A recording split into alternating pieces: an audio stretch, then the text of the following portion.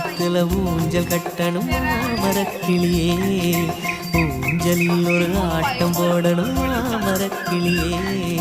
மாமரத்துல ஊஞ்சல் கட்டணும் மாமரக்கிளியே, ஊஞ்சலில் ஒரு ஆட்டம் போடணும் மாமரக்கிளியே.